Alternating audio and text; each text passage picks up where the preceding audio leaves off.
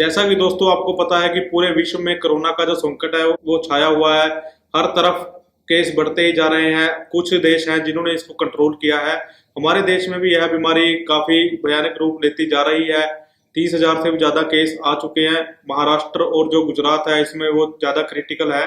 देश इतनी संकट की घड़ी में है, फिर भी कुछ मुनाफाखोर ऐसे हैं जो अपनी हरकतों से बाज नहीं आते। आज में हम बात करने जा रहे हैं जो कोरोना किट आई है टेस्टिंग के लिए, उसमें जो घोटाला हुआ है।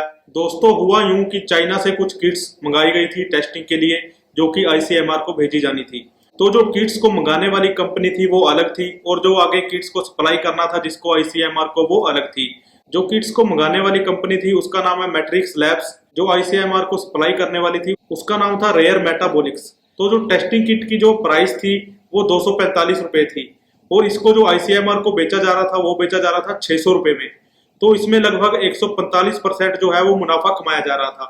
तो दोस्तों इस बात का पता नहीं चलता, इस बात का पता तब चला जब ये दोनों जो कंपनीज हैं, डिस्ट्रीब्यूटर है और एक जो इंपोर्टर है, ये दोनों आपस में झगड़ पड़े। और इन दोनों का झगड़ा इस कदर बढ़ गया कि ये दोनों कोर्ट में चले गए, दिल्ली हाई कोर्ट में। तो इसमें जो इंपोर्टर कंपनी है मैट्रिक्स लैब्स, उसका जो आरोप था, उसको जो भुगतान करना था वो 20 करोड़ रुपए का किया जाना था, जो कि सिर्फ 12 करोड़ रुपए का किया गया है। और जो डिस्ट्रीब्यूटर कंपनी है रेयर मेटाबॉलिक्स, जिसको आईसीएमआर को सप्लाई देनी थी, उसने दिल्ली कोर्ट से मांग की है कि उसके जो 2,24,000 जो किट्स अभी भारत आने हैं उसकी जल्दी से जल्दी सप्लाई कराई जाए, ताकि वो आईसीएमआर को उसकी डिलीवरी दे सके। तो इस केस में दिल्ली हाई कोर्ट ने भी फैसला सुनाया है, जिसमें 2-3 चीजें मेंशन की गई हैं। एक तो ये बताया गया है कि जो किट है उसका प्राइस 600 ना रहकर अब 400 रुपीज किया गया है। 400 रुपीज में आईसीएमआर को वो किट्स उपलब्ध कराई जाएंगी। दिल्ली हाईकोर्ट ने कहा कि 61% का जो मुनाफा है वो काफी है, इस पे हद से ज्यादा जो मुनाफा है वो कमाया जा रहा था, जो कि सही नहीं है।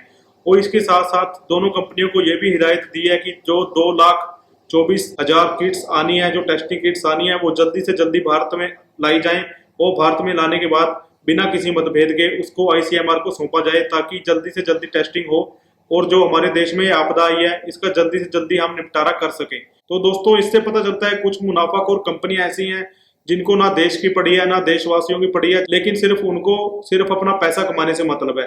तो इसके साथ साथ आईसीएमआर पर भी सवाल उठता है कि जो 245 रुपए की चीज है उसको कोई 600 रुपए में कैसे खरीद सकता है। क्या आईसीएमआर को बिल्कुल भी भनक नहीं थी कि जो किट्स मंगाई जा रही है उनका क्या प्राइस है, वो इंडिया में किस प्राइस पर आ रही है? इन सभी बातों के बारे में आगे खुलासा होगा तो हम आपको बिल्कुल रिपोर्ट करेंगे। तो दोस्तों जानकारी अच्छी लगी हो तो हमारे चैनल को सब्सक्राइब जरूर करिए, वीडियो को लाइक शेयर जरूर करें। मिलते हैं अगली वीडियो में, धन्यवाद।